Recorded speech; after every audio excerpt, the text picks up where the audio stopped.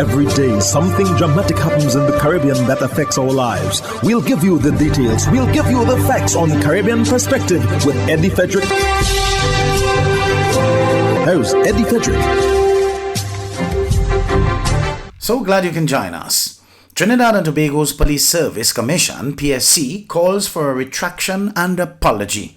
This story takes the lead in our 1063rd edition of Caribbean Perspective for Monday, 8th March 2021. Details after this break. Did you know that your friends and family can now shop at the Food Fair from anywhere in the world, and you can receive here in Grenada? The Food Fair and GrenadaMarket.com now make it possible through secure online shopping and personalized customer service. Simply send your loved ones a list of your preferred items or let them fill an online basket, and the items will be available for pickup or delivery. Visit GrenadaMarket.com or thefoodfair.gd today for more details. The new norm. Spread the news.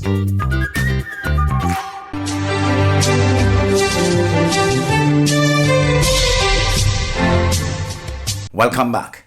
The Police Service Commission of Trinidad and Tobago has denied commissioning any January public opinion survey on the performance of the top cop, Gary Griffith.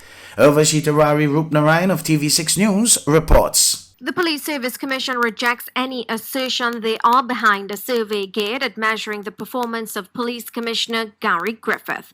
The Commissioner himself revealed the poll's findings at today's media briefing, but aside from confirming it was in fact conducted by market research and analytics consultant Akila Prokop, it's still uncertain who commissioned and funded the survey geared toward measuring the public opinion of the top cop.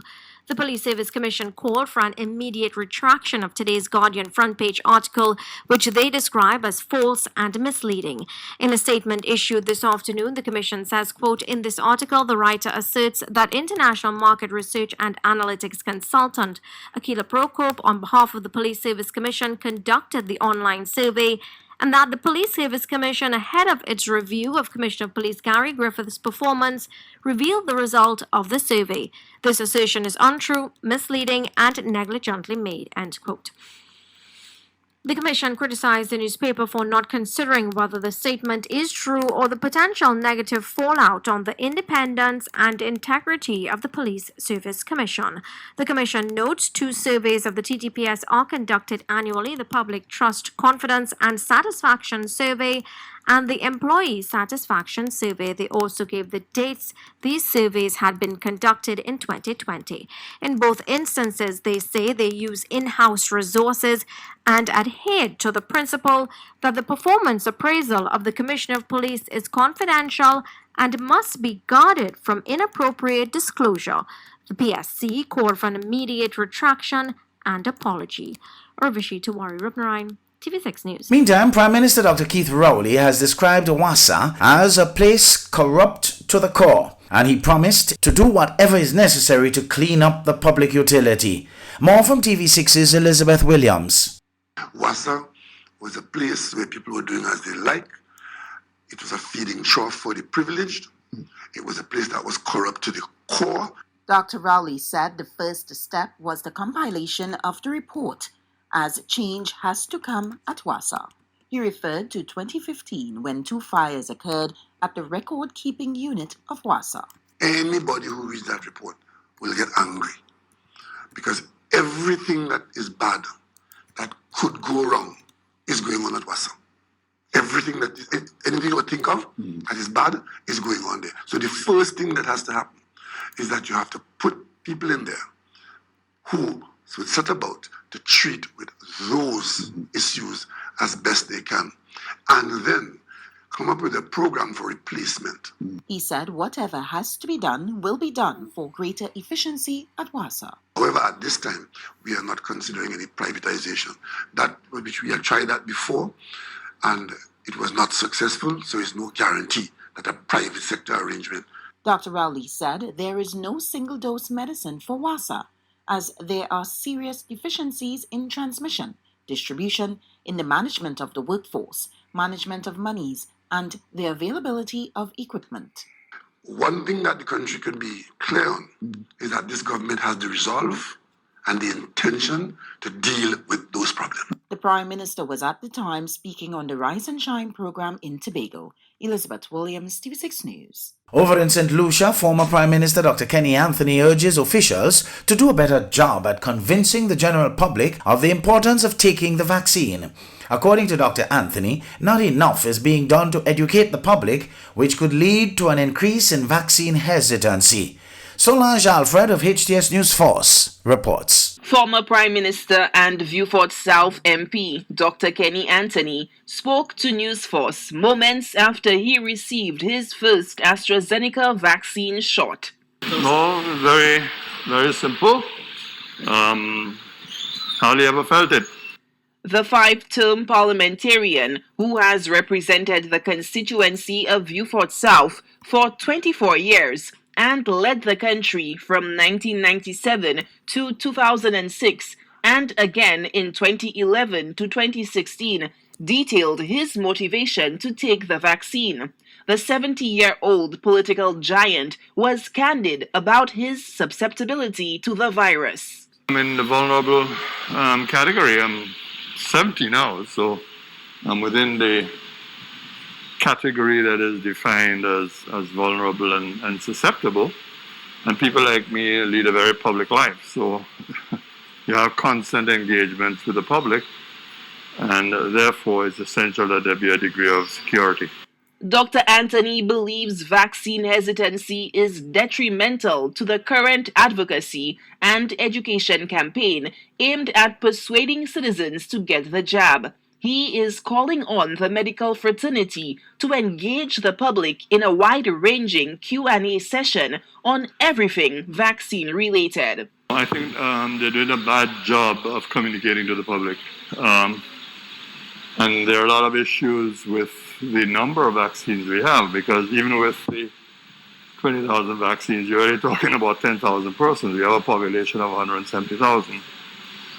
But I'm not aware of very serious discussion regarding the vaccines and dealing directly with the affairs of individuals. And I think it'll be very helpful to have more programs by medical personnel, not by politicians, because many of the politicians are already discredited over this. The ex-Prime Minister also weighed in on calls regarding an emphasis to be placed on vaccinating minibus operators.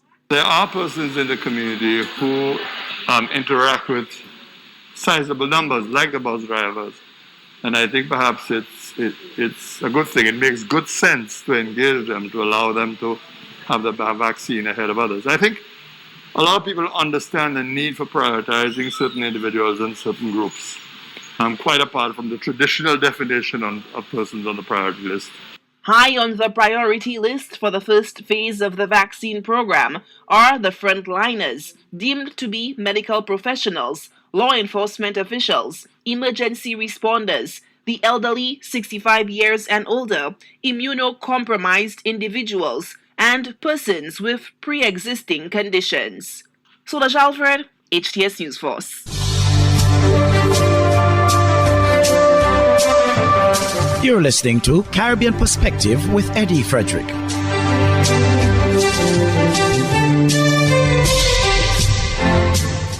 Health officials are reporting a steady decrease in COVID-19 cases over the past few weeks. This comes amid the recent clearance of a backlog of outstanding tests from the post-holiday surge. According to Chief Medical Officer Dr. Sharon Belma-George, the Health Ministry is recording fewer infections on a daily basis. HTS's Gina Felipe has more. Chief Medical Officer Dr. Sharon Belma-George foresees the island in a safe COVID-19 zone by the end of March 2021, despite the SLMDA's projection of 6,000 positive cases. St. Lucia noted a rapid increase in COVID-19 infections following the holiday season. The Ezra Long Laboratory has now resumed its round-the-clock testing following a buildup of testing samples due to the astounding rise in cases. Dr. George, who spoke to News Force on the fringes of a vaccine drive in Parliament on Thursday, noted that COVID-19 numbers are actually falling. We have been able to completely clear up the backlog of cases. And from Wednesday, we've been back to the 24-hour turnaround time for our lab results. We also note a steady decrease in cases over the last few weeks. So from our forecasting, by mid to late March, we should be in a safe place. So we continue to note reduced cases every day. The SLMDA called for more manpower and resources to be allocated to the fight against COVID-19 over fears that the healthcare system may buckle under the pressure. Dr. George says the Health Ministry was able to devise a strategy to address these concerns.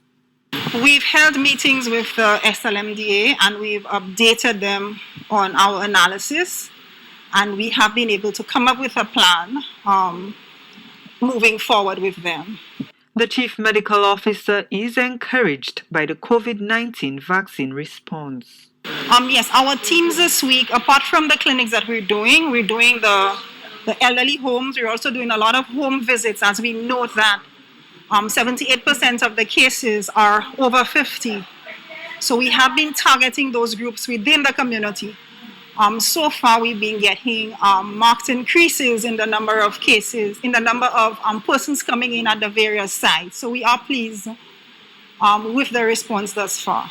Should the nation embrace the vaccine drive with greater aplomb, Dr. George is hopeful that St. Lucia may be able to achieve herd immunity in a few months. Gina Filippi, HCS News Force. The Venezuelan government is refuting claims made by the Ministry of Foreign Affairs of Guyana relating to its fighter jets incursion, stating that Guyana is making false accusations against the regular Venezuelan border patrol. HGP's Kendall Richmond reports. Following Tuesday's event where 2 fighter jets from Venezuela were spotted in Guyana's airspace in Region 7, sending the country into a panic, the ambassador of Venezuela, His Excellency Luis Edgardo Diaz Monclús, has registered his disappointment in hearing of this development. The ambassador, who was summoned by the Minister of Foreign Affairs, UTAD, on Wednesday to hand over a protest note and register the government of Guyana's condemnation of the recent violation of Guyana's sovereignty, stated that Venezuela was committed to peaceful relations with Guyana and committed to transmitting the information from the foreign minister to his capital. However, the Venezuelan government is rejecting the claims and is now accusing Guyana of making false accusations. In a statement released by the Ministry of Popular Power for Foreign Relations of the Bolivarian Republic of Venezuela, it was stated that the government of Guyana is seeking to generate false versions of the regular Venezuelan patrol of the borders. The Venezuelan government also reminded Guyana's Ministry of Foreign Affairs that since there is a dispute over the Essequibo region, neither Guyana nor Venezuela can refer to the territory as their own. On Wednesday, Minister Todd, in a press statement, condemned the incident, referring to the occurrence as a clear indication that the government of Venezuela is prepared to use aggression and intimidation to accomplish what cannot be accomplished by legal means, the surrender by Guyana of its patrimony. The Ministry of Foreign Affairs said the 2 Venezuelan Army fighter jets overflew the community of Iturinbang and the airstrip at a very low altitude of 1,500 feet. The fighter jets circled the location once before, proceeding in an easterly direction. Reporting for the AGP 90 News, Kendall Richmond. Calling all vehicle owners. Inspection and licensing continues, and at Hubbard's we want you to be ready. From February 16th to March 31st, registration numbers 2,501 to 5,000 with single registration letter, or registration numbers 251 to 500 with plural registration letters will receive 11% off new torque tires and PowerMax batteries. Don't get caught unprepared. Visit us today at the Motor Department in Mount Gay or the Tire Bay in Grand Anse near to the building supplies.